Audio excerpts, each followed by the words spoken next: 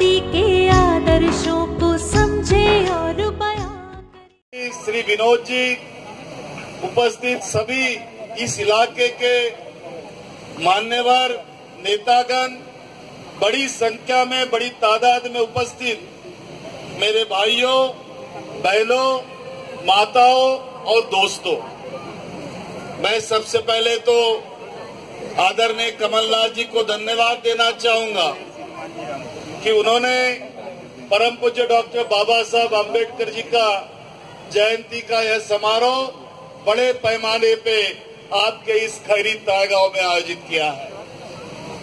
बाबा साहब अम्बेडकर जी कोई 5-7 मिनट में बताने वाले व्यक्तिमत्व नहीं है।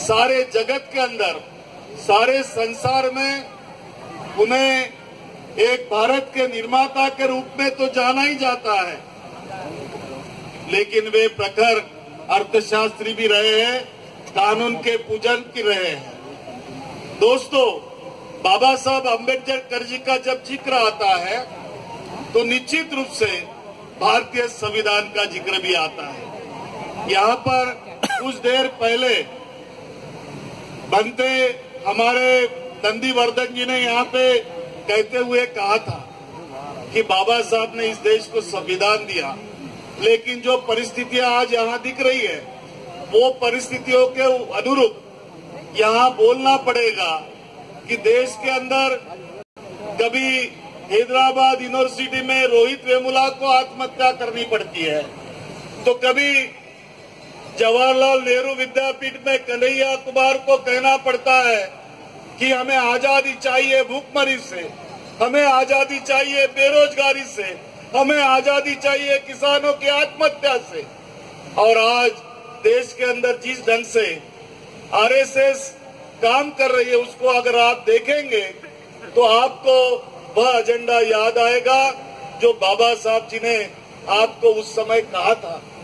25 नवंबर 1949 को भारतीय संविधान की असेंबली में बाबा साहब ने कहा था कि मैं इस देश को एक मनुष्य, एक मत, एक मूल्य तो प्रदान कर रहा हूं, आपको अधिकार दे रहा हूं कि आप इस देश की गद्दी पे किसी गरीब को बिठा तो सकते हो, लेकिन उसको उतारने का भी अधिकार आपके पास है और वोट के द्वारा आपके पास आया है।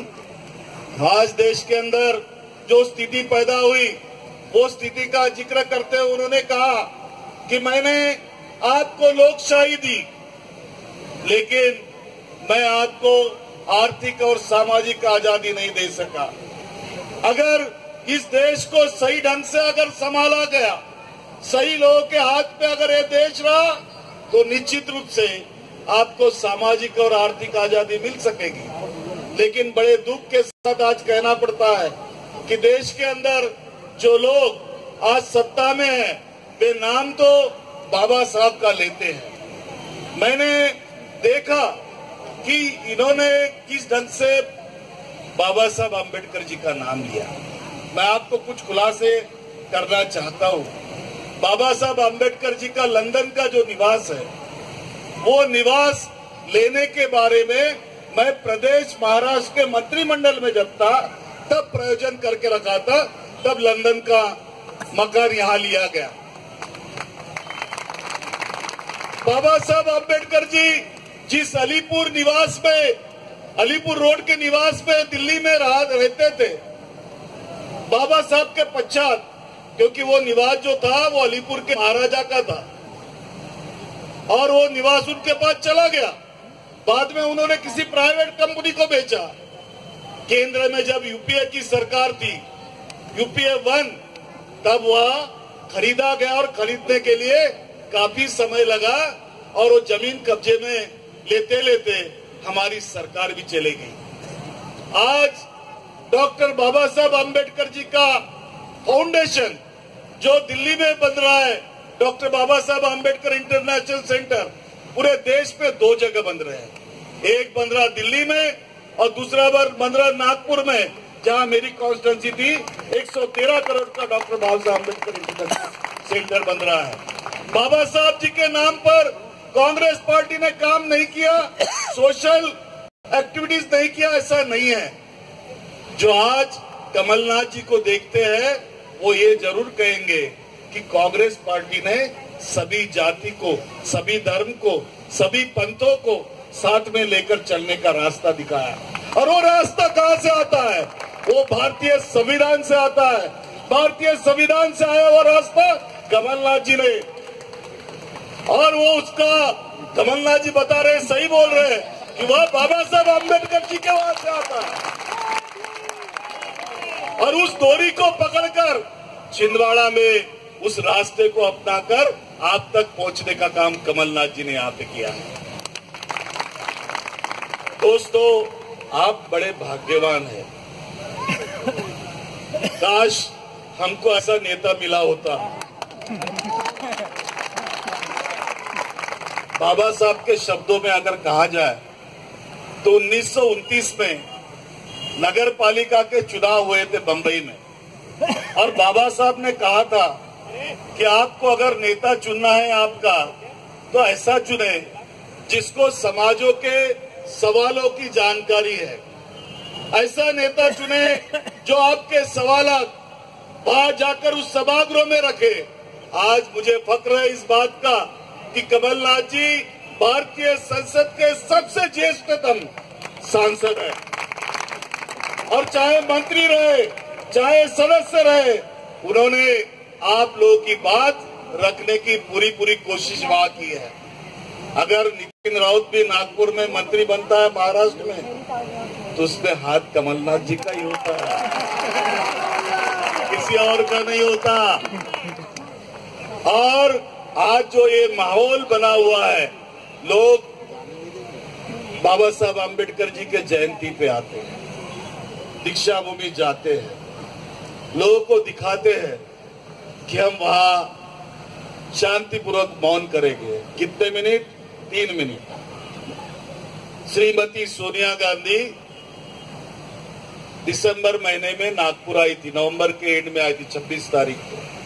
दीक्षा भूमि पे 15 मिनट का मौन उन्होंने रखा था, विपश्यना उन्होंने किया था, और वहां जो बोधि वृक्ष है उसके नीचे बैठकर उन्होंने मंत्रणा भी की है। और कहते हैं कि आप, यानी ये कहा जाए कि देश में पानी के लिए हाहाकार मचा है और इन लोग शौचालय बना रहे हैं।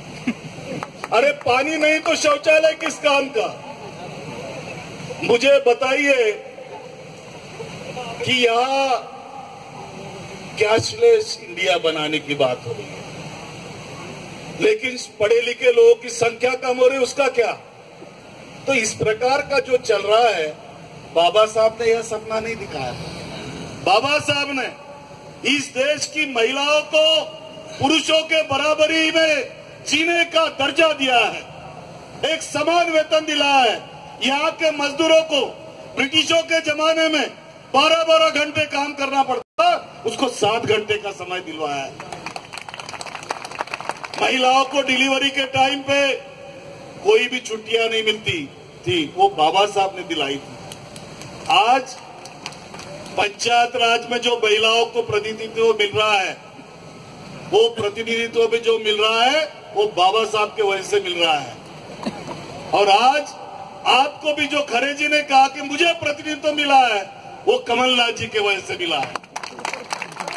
और इसीलिए मैंने कहा कि ऐसा नेता काश मुझे मिला होता तो मैं आरएसएस के हेडक्वार्टर को ध्वस्त करके रख दिया होता। अरे जिस आरएसएस के हेडक्वार्टर में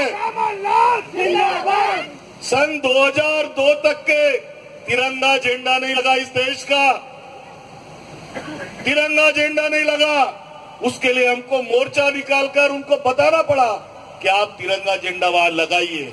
जो देश के लिए अपना स्वाभिमान नहीं रखते हैं, वो आज हमको बता रहे हैं कि राष्ट्र का निर्माण हमने किया है। कहा थे भैया आप उस समय जब राष्ट्र के लिए लड़ाई लड़ी जा रही थी? महात्मा गांधी सड़क पर उतरे थे और बाबा साहब गोलमेज परिषद में आवाज लगा रहे थे, हमारे देश की जनता की आवाज बुलंद कर रहे थे तब ये लोग कहाँ थे? तो ये ब्रिटिशों के चमचे बने थे, अंग्रेजों के चमचे बने थे। जब बाबा साहब आम्बेडकर जी ने इस देश को तिरंगा दिया, तब इन्होंने उस तिरंगे का विरोध किया था। ये भी मैं आपको बता दूं।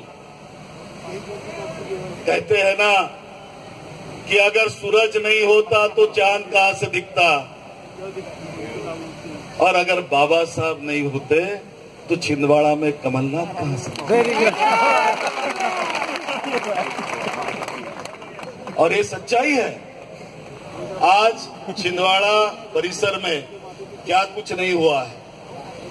पहले तो छोटे छोटे रास्ते से हमको आना पड़ता था, पानी भी नहीं मिलता था। आज तो 4 लेन का रोड भी डायरेक्ट आ चुका है। यहाँ हवाई जहाज भी उतर जाता कमलनाथ जी का। यहाँ तब तो छकड़े में आना पड़ता था हमको, वो भी दिन हमने देखा है।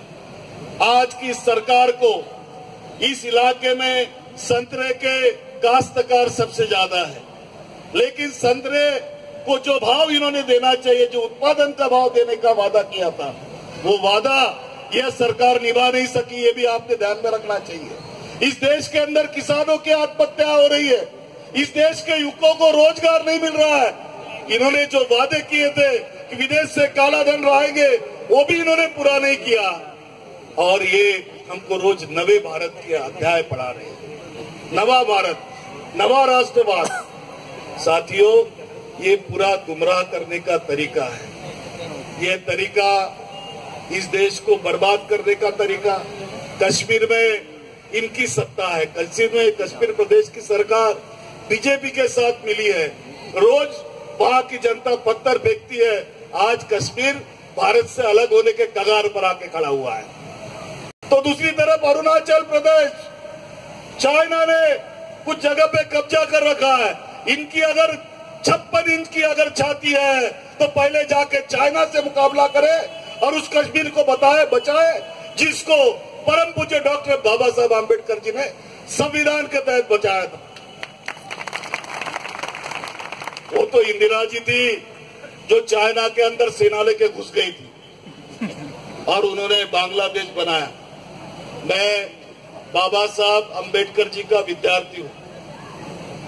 मेरी पीएचडी की डिग्री भी बाबा साहब आम्बेडकर जी के विचारधारा में है। मेरा एमए भी है।